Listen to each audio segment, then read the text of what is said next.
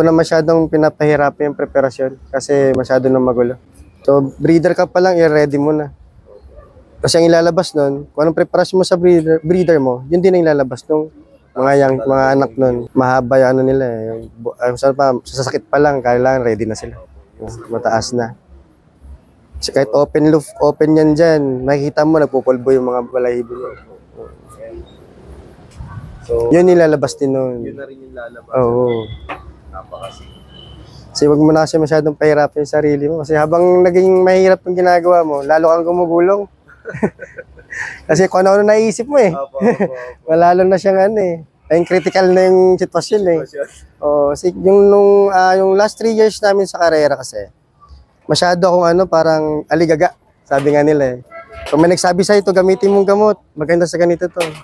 So, hindi naman sinasabi kung paano gamitin. So, doon ako nahihirapan. Nagkakamali na ako. So, pagdating ng last lap, ayun, simple lang. Gumugulong na. So, ginawa ko, inalam ko yung mga vitamins na para saan. Nung pinag-aralan ko siya, tinanong ko, ano ba talaga purpose ng mga gamot na to? Nung nakuha ko na siya, nilagay ko siya sa tamang oras. Dapat sa ganitong oras siya nang gagamitin. Ganitong araw. Ayun, okay naman nung naging output niya. Nanalo naman tayo ng maganda-ganda ngayong North 2024. Sa akin kasi, ang laro kasi ng manok, drag fight eh. So, kailangan, ibibigay mo yung power niya sa umpisa pa lang. Sa ibong kasi, meron tayong 7 race eh, 7 laps eh. So, every lap, kailangan mo ma-maintain yung proseso mo. Makita mo dapat lagi yung conditioning niya. Hindi katulad sa manok, one hit, delete yan eh. Pwedeng pagbaba mo, talo ka. Pwedeng packet mo, panalo ka. Dito sa karera natin, first lap, pwedeng maganda ang ranking mo. Second lap, pwedeng pangit ang ranking mo. Pwede kang mag-cut off. So, kailangan, babasahin mo yung ibon mo. So, araw-araw, para ka nag-aaral, tinitingnan mo sila, observation number 1. Obserbahan mo yung kilos ng kalapate mo, yung ibon mo. Kung anong kulang, kung anong kailangan. Yun yung pagkakaiba ng dalawa, mahabang proseso pa nagkakarera. Hindi katulad sa manok, may 21 days ka, laban mo, win or lose. Eto sa kalapate, meron tayong 1.5 months na race. Meron tayong, every week, kailangan mo ma-prepare mo yung kalapate mo for the next race. Yung manok kasi nag-i-inject sila. So, nag-try ako ma-inject sa kalapate, kaso gulong ang inabot ko. Simple lang agad eh. Ibig sabihin, mali. Na-overdose sila. So, pinag-aralan ko yung gamot. Sa 4 years ka ba naman nag-iibon? So, 4 years kang gumugulong halos. Mananalo ka man, hindi ganun kaganda. So, nag-start ako pag-aralan yung gamot kung para saan, anong purpose neto, at anong araw gagamitin yung mga gamot na to. Para makuha mo, so every week, mararamdaman ng kalapati mo habang lumalayo kung tama pa rin yung ginagawa mo. Observation talaga number 1 pag nasa karera ka. Hindi naman sinabi pati ipot, titingnan mo. Kakilos lang, alam mo na yan. Posture pa lang ng ibon mo, alam mo na kung may problema ang ibon. So, agapan mo na siya kasi sa derby kasi, meron lang tayong 5 days preparation eh. So, pag hindi ka na pa napag-day bird, umabot ng Martes, umuwi ibon mo. So, 3 days na ng preparation mo. Napaka-excite. So, dalawa lang mangyayari sa'yo sa mixing preparation. Mawala siya, uwi man siya ng cut-off. Hindi katulad pag yung ma-meet mo yung 5 days preparation mo, meron kang chance na mag-clock ka. Hindi man siya ganun kabilis, pero may chance ka mag-clock. Sabi natin, 99% ka-clock ka. 1% yun na yung malas ng gugulong ka, mawala siya. Hindi katulad pag yung hindi mo mahanda yung ibon mo, yung kalapati mo, automatic, 50-50 na agad yun eh. So 50% mawala siya. 50% lang yung mawagpa-uwi ka na mag-clock ka. Observation sa ibon.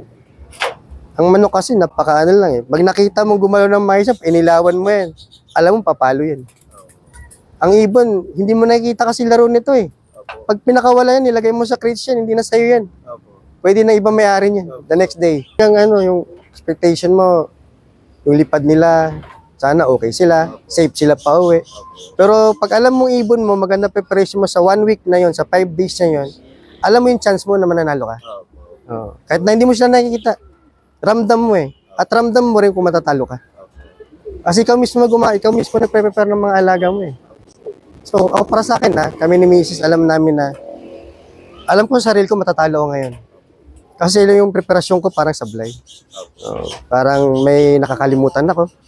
Parang nasobrahan ko yata. So, makikita, mararamdaman mo siya. Kilos pa lang. Oo. kailangan yung preparation na number 1, observation mo sa loof mo, maayos sila, healthy sila.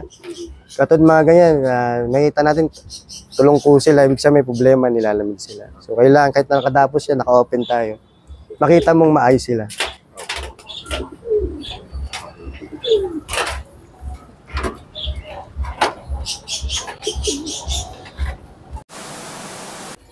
So kami pala yung pinag-urian ng couple fancier ng Bulian Silang Cavite.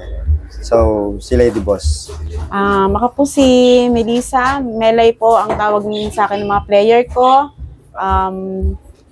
Kami pong dalawa ang nagsusuportahan. Siyempre, gano'n naman yata. Pag hilig ng asawa mo, bigay mo na rin ng kesa naman iba pagkaabalahan niya.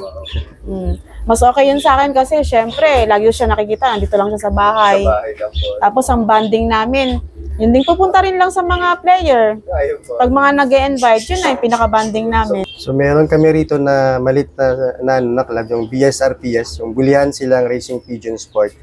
So pinaka-mother club din naman yan is yung CSWRPC, Skywire yun. Po kayo Apo, sub-core niya ako. Pag So, wala siya ako. core kasi ako ng CSWRPC. Pag busy ako, siya naman.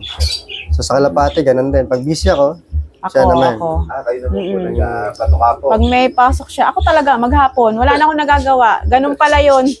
Akala ko napakadali lang, magpapatuka ka lang. Hindi. May stress ka rin. Pag yung may sakit yung kalapate, stress ka rin.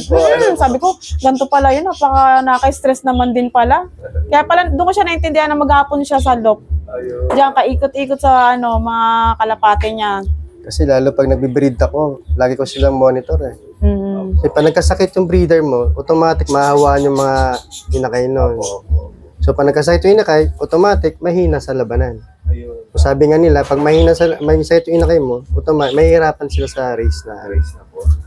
Kasi endurance yung laban nila eh, hindi naman drag fight eh. Kung sa resistensya talaga. Mahusay dapat yung pa lang. Sabi nga na, breeding pa lang, lumalabang ka na. So pagdating ng karera, dumodoble na yung laban ng alaga mo. So sa ngayon kasi parang baka magselos pa eh. Shoutout ko na lahat ng player ng BSRPS saka CSWRPC.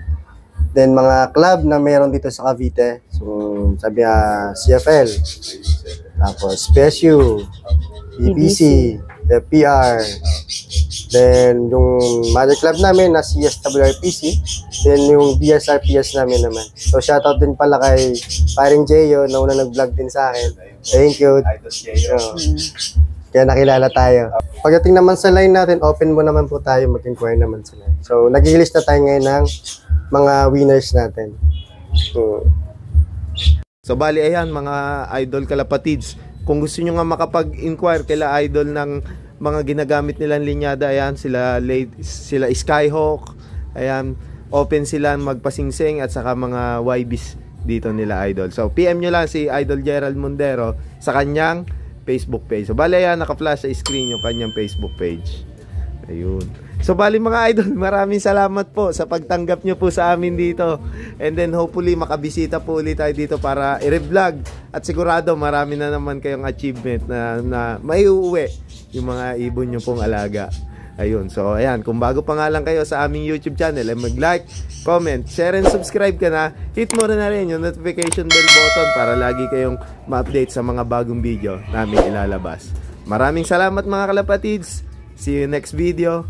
Paalam.